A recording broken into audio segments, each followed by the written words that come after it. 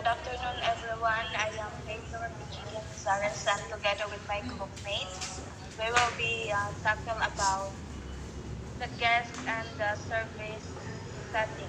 Please go next slide.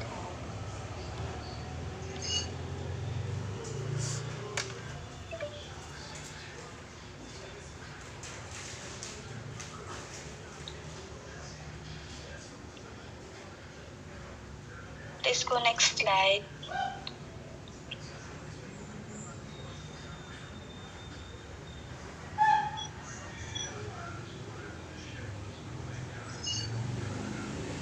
Okay, so um before we move sa before ko mo discuss sa lain ako nga sa topic na ko is di ba kita as kanang business owner kay mangita man tag kanang unsay need na to i-market or unsay makapainganyo para or unsay kanang makapainganyo sa usa ka customer nga kita mao ang business owner. So mangita tag paagi di ba ang usa sad nga makapa-attract sa kanang mga customer even sa kanang mga food store or sa mga cafes kay ang aroma and its setting or ang ambience nga kami tong that contributes significantly to the overall experience of a guest. So please go next slide han katong example to kana.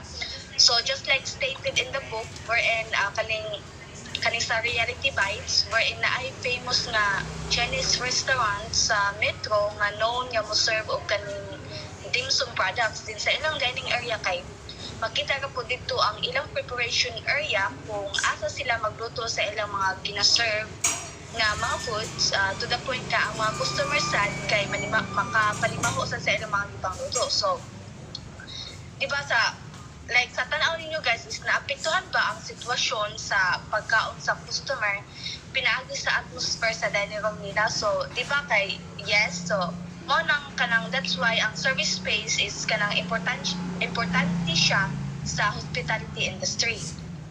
Please go next slide Han.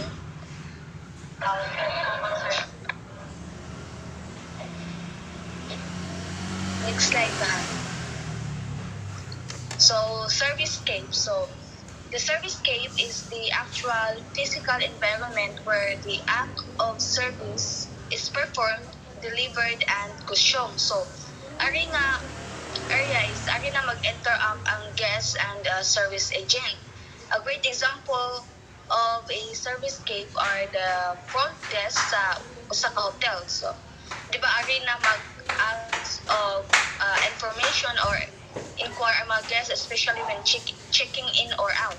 Another example is the cabin of the airplane, where passengers are seated and assisted by the flight attendants. And another example also would be the entire grounds theme parks. And lastly, kaning client's room for day spa. So kanang tanan nga gipang mention ako is where commonly aga jud magka-interaction ang guest and the staff or employee.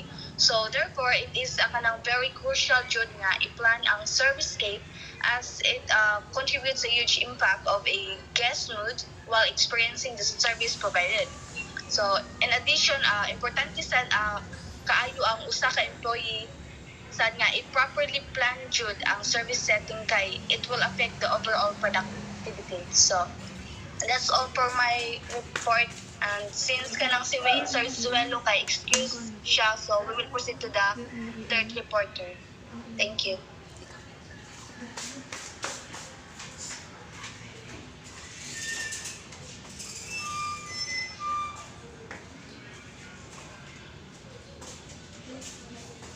Please go next ko ang slide.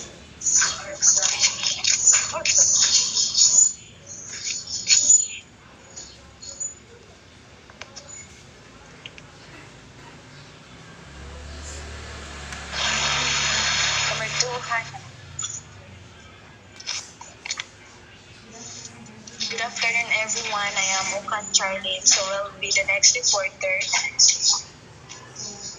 So the second one is designed should be for both employees and the guests. The planning for space allocation of the servicescape, it it is important to consider the physical strength and the weakness of the site. For example, if the area tends to be hot because of the direction of the sun, then in the planning sessions, avoid placing center of the guests and employee activities in these use areas. So we should always remember to check if we are designing for guest wants, guest needs, or what we think the guest needs. In all areas, there should be a balance between the personal guests and the impersonal needs. Can I go next slide?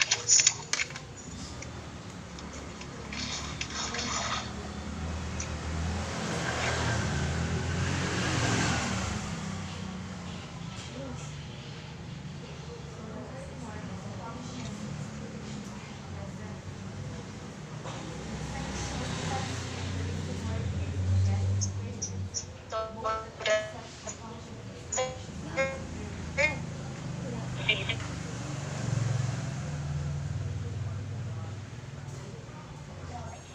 both of function and so the third one, function and aesthetic should be present. In designing the hospitality and tourism workplace and the guest experience, both the concept of function and aesthetic should be considered. Function pertains to the technical aspect of the operations. For example, like the height of the chair in relation to the table. So dapat ang gitason sa imong table lagi nakarelate siya sa imong chair.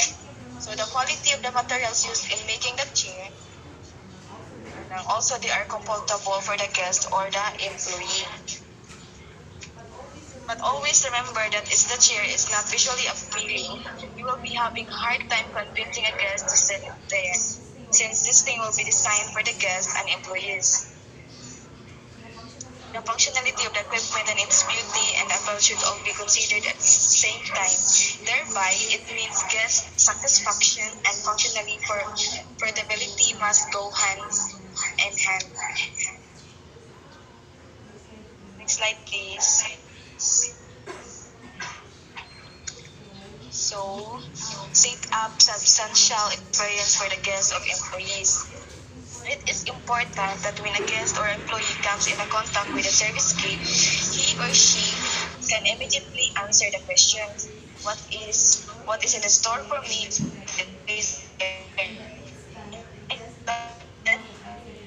Answer to these questions. The service setting should have a holistic view on what is we want the guest to experience.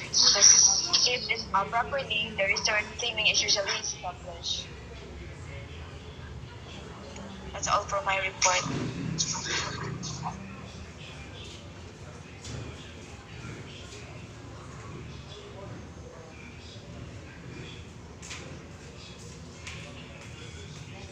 Next slide, please. Good afternoon, everyone. I am Rosales Roseper J. I am the third reporter. So, my report is the continuation contrary. So, number 5 is set up an appropriate experience for guests and employees. So, if Principle 4 discuss the answer to the question, what is, then this principle will now answer the question, why it is. Why it is there are the elements of the site supposed to be in such fashion. So, kaning Principle 5 is about understanding why the design choices are made this way. So, kung mag-create ka og environment like hotel or resorts or kanang mga dining establishments, we need to ask na why are these things arranged in a way? Ano ka nga mga elements included sa kana? So, the design should serve a purpose that maka-improve siya sa experience sa usa ka guest o sa isa ka employees. So, kung mag-design ka og resorts, restaurants, kaya it is important to i-arrange nimo ang mga designs nga maka-match siya sa place. So, first, we need to check carefully na ang physical features sa site kay mag-fit siya sa place and Also, dapat magamit siya sa guest and sa employees. Na ang guest ug ang employees kay maka-feel siya og comfortable.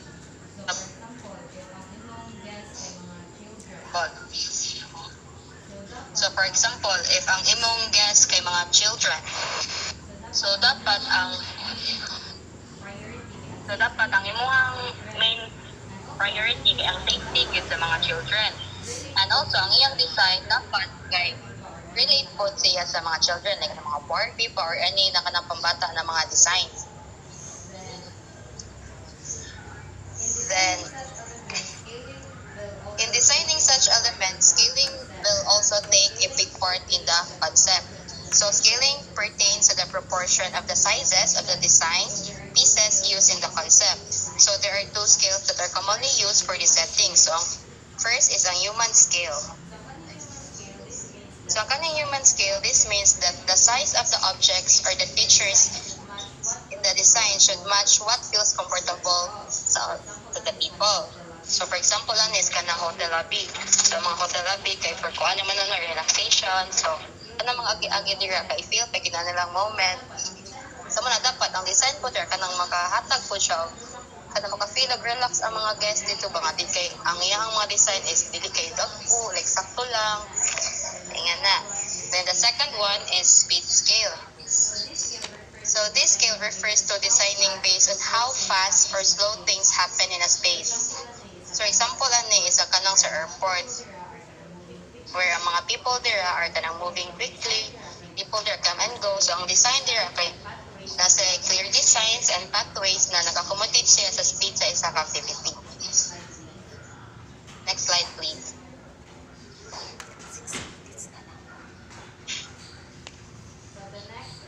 So the next is, number 6 is adhere to technical requirements. So this design element is a little bit easier to understand but entails a lot of resources to comply with. So ang kanina is to ensure na ang imong facility mo operates smoothly and nag-serve siya sa both guests and employees. It is important na mo-follow tawag mga certain technical requirements. So, kasagaran examples ani is kanang mga local laws, mga permits, like kanang mga business permits, and following proper procedures for design and operation. So, sa Philippines, naatay PAMB, mo na siya ang Protected Area Management Board, na nag-oversees activities and facilities in protected areas. So, kay kanang these areas kina siya kanang mga specific requirements specifically for safety and security para po to protect our environment as atong cultural heritage. So some examples ani is kaning building permits and zoning. If ang imong hotel is na-build siya within sa city, so need to secure ang mga building permits to ensure na ang structure meets local safety standards. Then next is kaning environmental compliance. If ang imong resorts is located near sa beach or sa forest, para maka-follow ta sa ilang mga environmental laws such as ang ilang waste disposal and also to protect local wildlife and ecosystem. Next is ang cultural protection. If ang imong facility is near sa heritage site, so mag-need to follow kanang mga special guidelines to preserve local culture. Next is health and safety permits. So para ni siya sa restaurants or cafes within a hotel or resort, need health permits to ensure na nag-comply ta with food safety standards. Next slide please. Last one is comply with needs at the lowest possible cost. So for developers of hospitality and tourism establishment, it is very important that the lowest possible cost be utilized for maximum profitability. Kani, when building or developing hospitality and tourism establishment, it is important na mag-manage to cost wisely for better profits. So, for example, kung isa ka hotel or resorts, kay mag-add sila og swimming pool or mga large vehicles, Dapat.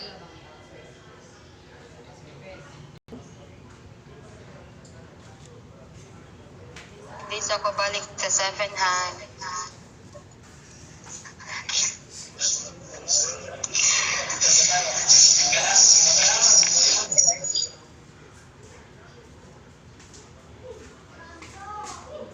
So last guys is kuan lang examples. So if usa ka hotel sad if gusto sila mag add og usa ka spa service sa isa ka hotel or resort, so ilang una if ang spa nga ilang gi-offer is in demand pa sa kana siyang establishment, kay what if magtawag silang spa din ang mga guest day kay dili dahil hilingan na, so malugi ra gihapon ng ilahang business. So dapat ilang ikuan ba ilang una if demand pa na silang establishment. So that's all for my report. Next is the LG.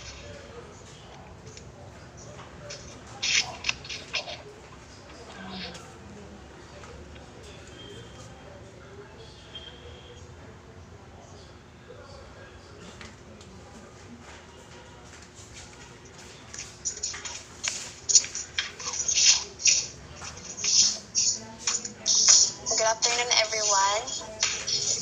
I am LG Maglasang, and my topic is all about, or the continuation of, principles of design for tourism and leisure-related establishment, which is number 8.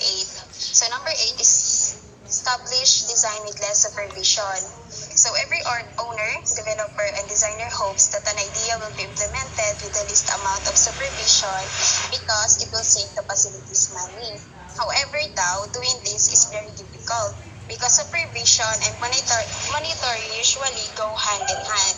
So a concept that was introduced to minimize supervision and cost that goes with it states that proper design can encourage good behavior while discouraging bad.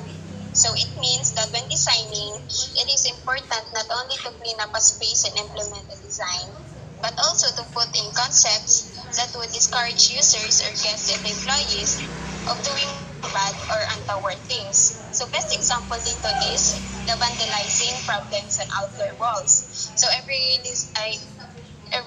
establishment, kadalasan ito yung problema sa mga vandalizings, lalo na sa mga public areas. So a problem that usually exists for walls of different buildings are the presence of graffiti and other forms of vandalism.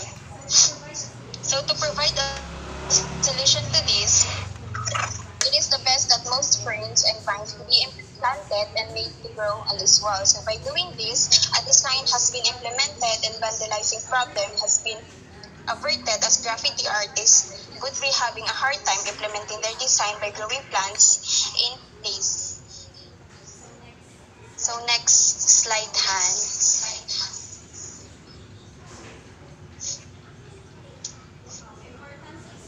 Importance of servicescape. So the concept of servicescape is very much significant in designing the entire guest experience within the context of tourism and hospitality. So it makes it easy for the owners, management team, and staff to deliver the image they would want to project to their guests. So there are concepts that highlighted into view to further emphasize its importance. Number 1 is their expectations. Next slide, Han. So expectations. So the environment largely influences guest expectation even before the service process. So this can be reflected as the guest would expect cleanliness as the primary concern in most cases. So for example, if a casual dining restaurant's exterior is dirty, may negative impact dun sa guest.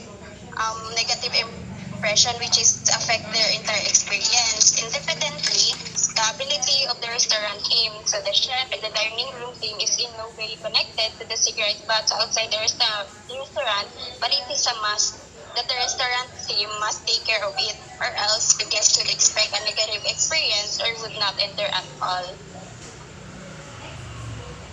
Next is mood and emotions. So it is important daw sa servicescape because it sets the mood mood for the guests and somehow evokes their emotion along their experience. So the mix of the different elements will considerably affect the guest moods even before he or she enters the establishment. So imagine hearing your favorite childhood cartoon theme song on the common grounds of an amusement park. It brings you back to your childhood memories and somehow sets the mood of a happy experience even before you enter the said amusement park. So then, cartoon characters are present in real life sizes and in other marketing collaterals of the amusement park as you enter. So this gives a total boost on the experience of the guests as they enjoy their day. So, isa to sa importante or this is one of the important service case because it is more important to have this image consistent. For example, if a mascot in said amusement park take off his or her costume in front of children guests, they will have a different take on this image that they have seen. So, this is why it is important also to orient the team and make them understand that these things are very critical for the guests kasi yung mga bata madaling ma-disappoint. So, that would be all for my report and the last reporter would be John Ray Coray. Thank you.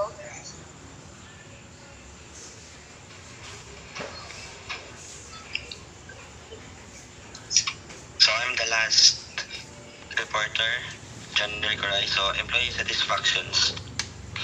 The service setting also an impact on the workplace, and the employees are also known as a team who do not even use the service but are affected by it. It's a very significant to the employees' daily routine because they work in these places most of the time. So if the workplace is clean and organized and designed well, employees are more likely to be happy and productive. This is because they spend a lot of time there, so their surroundings matter a lot. For example, like bartending. So bartender works in a bar where everything is tidy and the setup is safe. They are more likely to feel comfortable and confident, which can even encourage them to perform tricks like bartending, show the battle tricks, because they know the environment supports their work. So next slide, Han.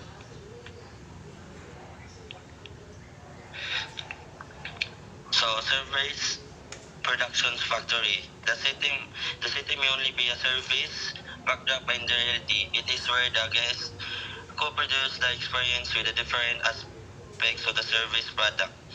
This is why the service setting is often referred to as service